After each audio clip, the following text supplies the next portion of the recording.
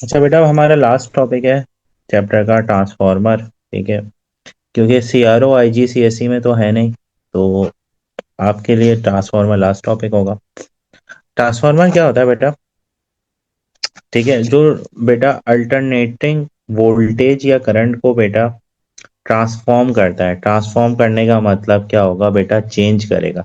यानी high voltages को लो voltages में कन्वर्ट करेगा और हाई अमाउंट ऑफ करंट को लो अमाउंट ऑफ करंट में कन्वर्ट करेगा। अब ट्रांसफार्मर है क्या, बनता कैसा है? ट्रांसफार्मर बेसिकली ये होते हैं सॉफ्ट आयरन कोर्स। ये क्या होते हैं, अगर मैं थोड़ा सा डायग्राम से जूम करके बताऊँ। ठीक है, ट्रांसफार्मर में बेसिकली ये होता है सॉफ्ट आयरन कोर्स। ठीक है, इस तरीके से। अब ये सॉफ्ट आयरन कोर के अगर मैं देखूं, एक तरफ जो है हमने कॉइलिंग करी हुई है, ठीक है, और सेकंड दूसरी तरफ भी हमने कॉइलिंग की हुई है, और इन दोनों के मिड में कोई ऐसा कनेक्शन नहीं है जो कि फिजिकल, जैसे कोई वायर से कनेक्शन हो रहा हो या कुछ भी। गैप है यहाँ पर। ठीक है, जो फर्स्ट कॉइलिंग की हुई है इसे हम बोलते हैं प्राइमरी कॉइल। क्या बोलते हैं मेरे बच्चे? Primary coil. ठीक है। Primary coil. हम्म। अच्छा, प्राइमरी कॉइल वो कॉइल होता है जहां पर हम इनपुट दें, यानी अल्टरनेटिंग सप्लाईज को दें। यहाँ पर ये कहलाएगा प्राइमरी कॉइल। और जो बेटा सेकंड कॉइलिंग होती है, हम उसे बोलते हैं सेकेंडरी कॉइल। सेकेंडरी कॉइल में मेरे बच्चे हम क्या करते हैं? आउटपुट लेते हैं। आउटपुट लेने का मतलब क्या है? जो इंस्ट्रूमेंट हमें रन करना हो या जहां जहां पर हमें इलेक्ट्रिसिटी प्रोवाइड करनी हो, वो इस सेकेंडरी कॉइलिंग से क्या हुआ रहता है? अटैच रहता है। क्लियर? तो ये कुछ डायग्राम है। प्राइमरी कॉइल, सेकेंडरी कॉइल पूछा जाता है। इसके नंबर ऑफ टर्न्स का बहुत बड़ा गेम है, जो कि टाइप्स में आते हैं, आगे जाके हम देखेंगे। अब रही बात की ट्रांसफार्मर क्यों हमारे लिए मतलब क्यों बने हैं ट्रांसफार्मर। तो ट्रांसफार्मर इसलिए बने हैं कि हमारे पास एनर्जी लॉसेस बहुत ज़्यादा हो रही थी ड्यू टू हाई करंट। अगर हम हाई अमाउंट ऑफ करंट को एक एंड से दूसरे एंड में क्या करते थे, शेयर करते थे, तो ड्यू टू हाई करंट बेटा एनर्जी लॉसेस बहुत ज़्यादा हो रही थी। इसलिए हमने ट्रांसफार्मर बनाया कि हम हाई अमाउंट ऑफ करंट या लो अमाउंट ऑफ करंट से हाई अमाउंट ऑफ करंट क्या कर सके? ट्रांसफर कर सके, ट्रांसफॉर्म करके। ठीक है। अच्छा। अच्छा, अब वो ये मेन क्वेश्चन पूछता है, हाउ ईएमएफ इज इंड्यूस, या इन अदर वर्डिंग वो इस क्वेश्चन को यूं घुमा के पूछेगा बेटा कि हाउ वोल्टेज इज प्रोड्यूस्ड, ठीक है, between two coil of transformer, या कुछ और तरीके से। तो बेटा वोल्टेज कैसे तो वो प्रोड्यूस डिफरेंट होता तरीके से प्रोड्यूस होता है क्या? है? जी। तो वो इस जी, ट्रांसफॉर्मर्स में डिफरेंट तरीके, मतलब सारी चीजें डिफरेंट होंगी या फिर कुछ चीजें सिमिलर भी होंगी? बहुत सारी, पूरा इलेक्ट्रोमैग्नेटिक इंडक्शन का टॉपिक से rate of change of magnetic flux linkage है। आगे की बात समझ में? बस वो जी। मैग्नेटिक फ्लक्स लिंकेज की वजह से क्या हो रहा है बेटा? वो ईएमएफ जनरेट कर रहा है। सिंपल वही कॉन्सेप्ट है, टॉपिक मेन चैप्टर तो वही है ना। ओके। सही है। But yes. होता क्या है इसमें और एसी जनरेटर में? वहां पे हम इलेक्ट्रिसिटी जनरेट करवाते हैं, या हम क्या करते हैं? इलेक्ट्रिसिटी को ट्रांसफॉर्म करते हैं, चेंज करते हैं। यानी हाई से लो या लो से हम हाई पर लेके जाते हैं। ठीक है।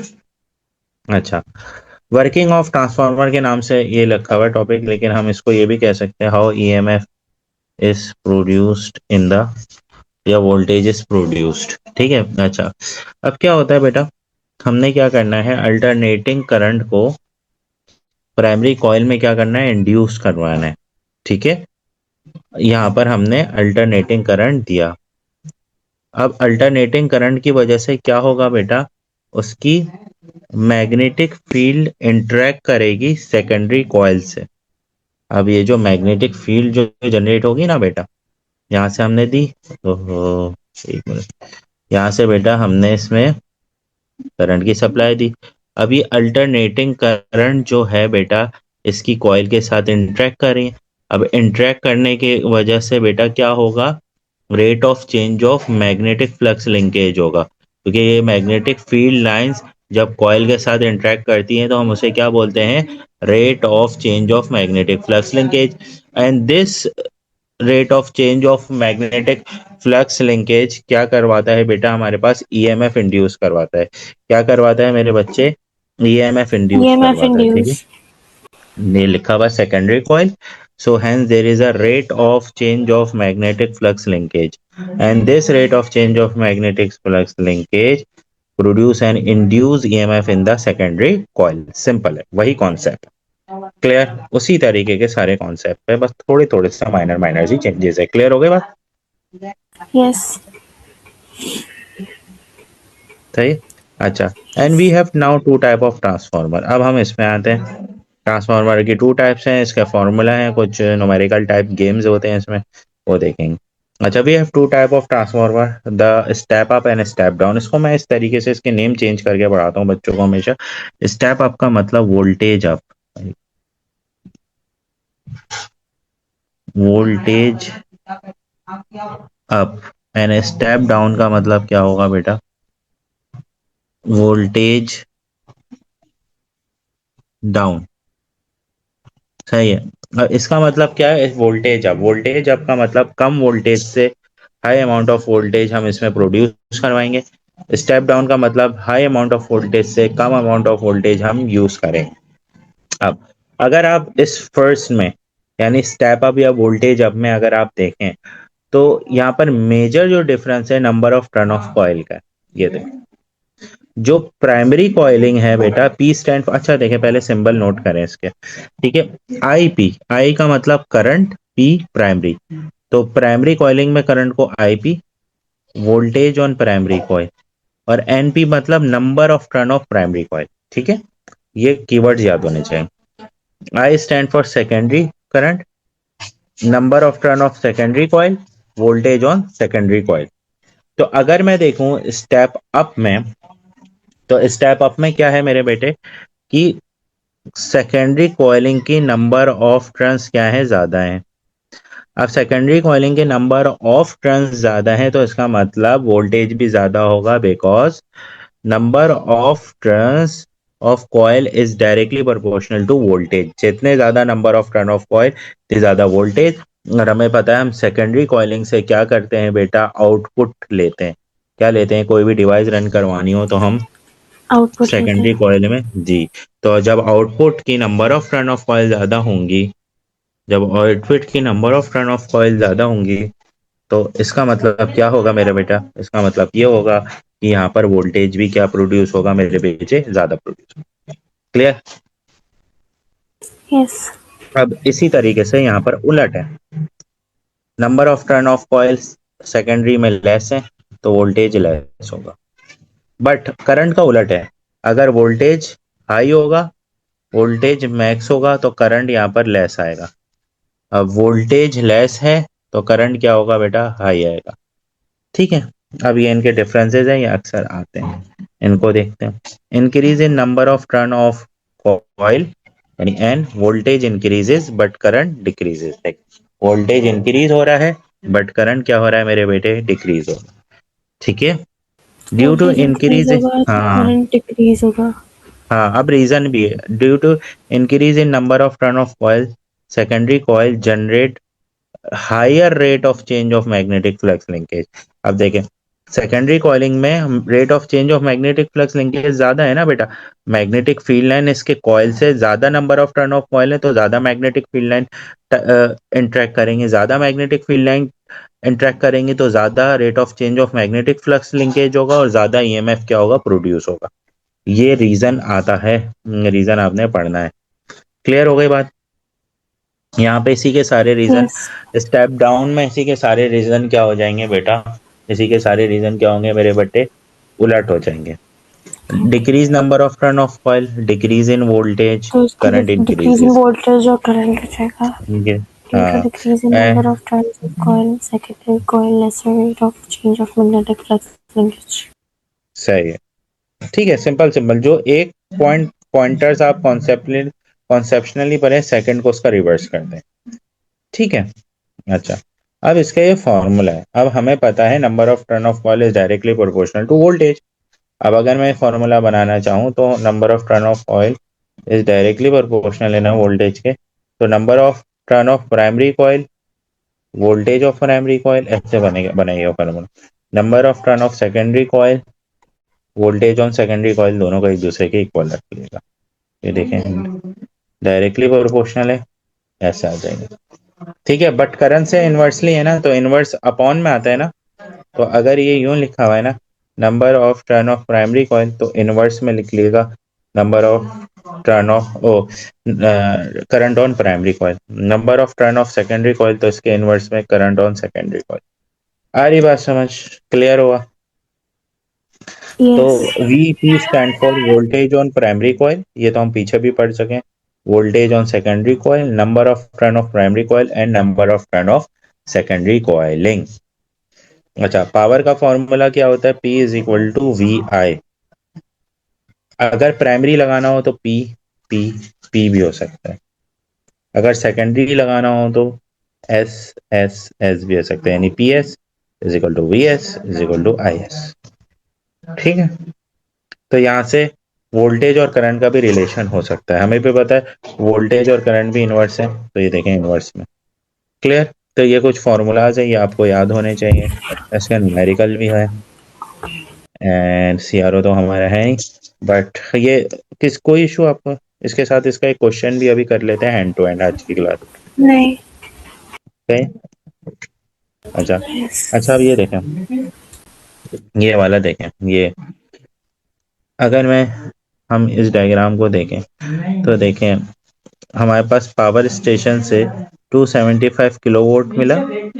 ठीक है, और हमें जो कहाँ मिलता है, विलेजेस या घर में 230 वोल्ट के इंस्ट्रूमेंट होते हैं, तो यानी वोल्टेज डाउन ट्रांसफार्मर यूज हुआ होगा एक तरीके से। आ रही बात समझ में? सही है। जी। अच्छा। अच्छा, अब ये पास पेपर में क्वेश्चन दिया है। अब कीवर्ड दूसरे हो सकते हैं, क्वेश्चन यही है। क्या है बेटा? Advantage of transmitting current at high voltage, यानी करंट ट्रांसमिट करना है बट हाई वोल्टेज पे। अच्छा, हमने पढ़ा है जब वोल्टेज ज्यादा होते हैं तो करंट कम होगा। सही है। तो हाई वोल्टेज में लेस करंट प्रोड्यूस होगा। सही है। Increase increasing voltage decreasing current. ठीक है, इंक्रीजिंग वोल्टेज डिक्रीजिंग करंट। अब इसका क्या है बेटा एडवांटेज? डिक्रीजिंग करंट का मतलब पावर लॉस जो होगी वो क्या होगी बेटा? पावर लॉस जो हो वो लेस होगी, ये लॉस लिख यस। दिया मैंने, लेस होगी। पावर लॉस जो होगी वो लेस होगी, और due to less power loss less energy भी लॉस होगी। अब लेस एनर्जी कैसे लॉस होगी बेटा? देखें, less amount of current flow होगा, तो रेजिस्टेंस ज़्यादा हाई होगी। जब रेजिस्टेंस ज़्यादा हाई होगी तो चांसेस जो है एनर्जी लॉस होने के वो भी क्या होंगे बेटा? एनर्जी लॉस होने के चांसेस भी लेस होंगे, and due to this power के चांस लॉस होने के चांसेस भी क्या होंगे? लेस होंगे। ठीक है, अब ये क्वेश्चंस आए हुए हैं। क्लियर हो गई बात? यहाँ तक आपको कोई इशू? नहीं, ये नहीं चीज क्लियर। लॉस लेस एनर्जी वाली बात थोड़ी सी एक बार फिर से समझा दें। मैं एक दफा रिपीट कर देता हूँ इसको, रिपीट। देखिए भाई, अगर हाई वोल्टेजेस होंगे, हमने पढ़ा था हाई वोल्टेज की वजह से बेटा करंट डिक्रीज हो जाएगा, इंक्रीजिंग वोल्टेज डिक्रीजिंग करंट हो जाएगा।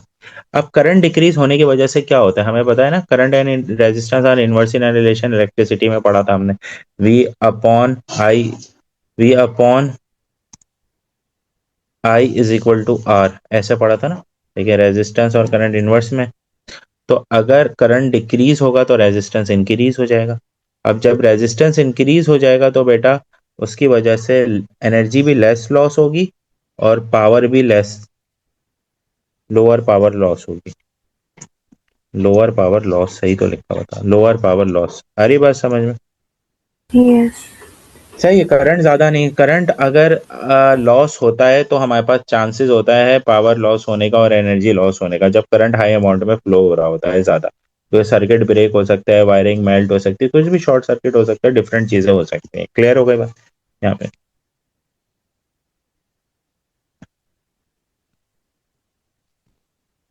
तो कोई क्वेश्चन कर लेते हैं।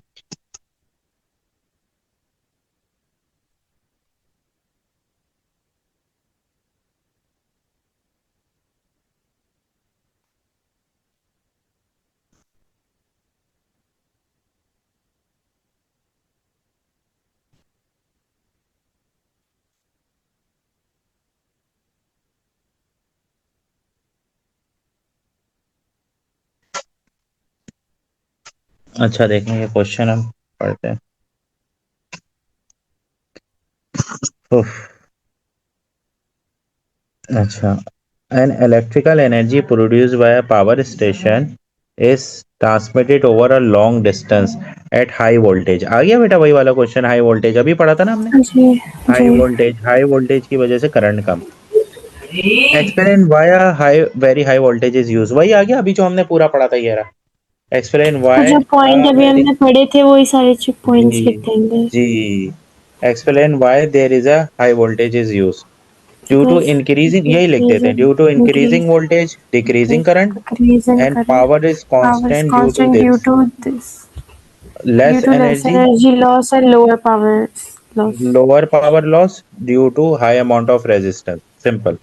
या हम रेजिस्टेंस रेजिस्टेंस की भी वैल्यू काउंट को यहाँ करेंगे। पर, हाँ रेजिस्टेंस को यहाँ पे लेके आ देंगे। Due due to less current flow, high amount of resistance will produce, and due to this less energy loss and less power loss. Exactly यही वाले पॉइंट्स हमें उठाकर यहाँ पे कॉपी पेस्ट करने हैं। ठीक है, क्लियर। यहाँ पे हम यही वाले सारे पॉइंट क्या कर लेंगे बेटा, कॉपी पेस्ट करेंगे एग्जैक्टली। कोई चीज हमें आगे पीछे करने की नीड नहीं है। ठीक है, लिख लीजिएगा आप, ये मैं शेयर कर दूंगा आपके साथ। ओके। अच्छा।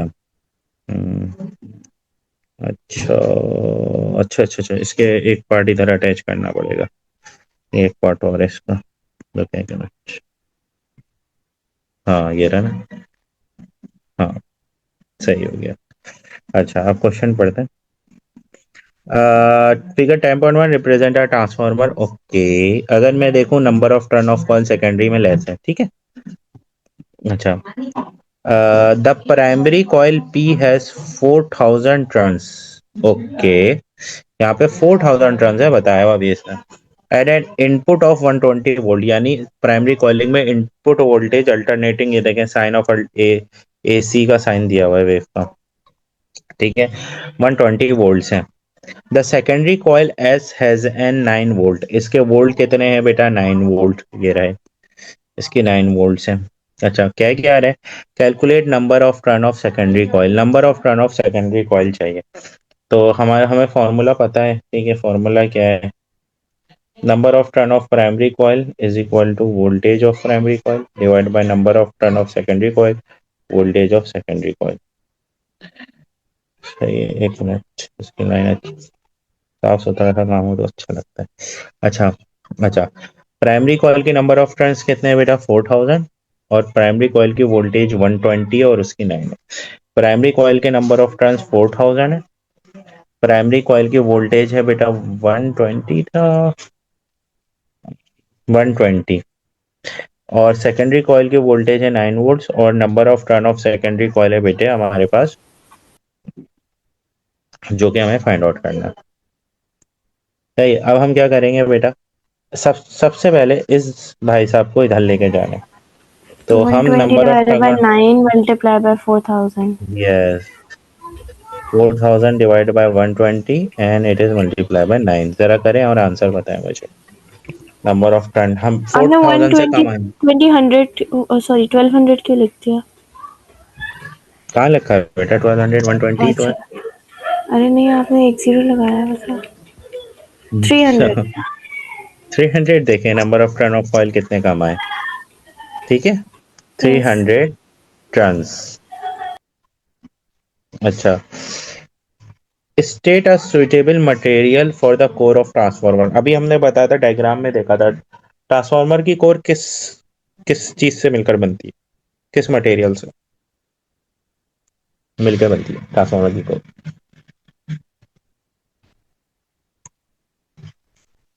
जी, ट्रांसफार्मर की कोर किस चीज से मिलकर बनती है, soft iron, soft iron. Clear, यहां तक आपको कोई इशू। लेकिन सॉफ्ट आयरन तो ज़्यादा वो नहीं होनी चाहिए। जी, सॉफ्ट आयरन बेटा सॉफ्ट मैग्नेटिक मटेरियल है, इजीली मैग्नेटाइज एंड इजीली डिमैग्नेटाइज होता है, स्टील हम ओके। यूज नहीं कर सकते। ठीक है, हार्ड मैग्नेटिक मटेरियल ना, जी पता है ना आपको। ठीक जी। है, यहाँ तक क्लियर हुआ आपको। यस।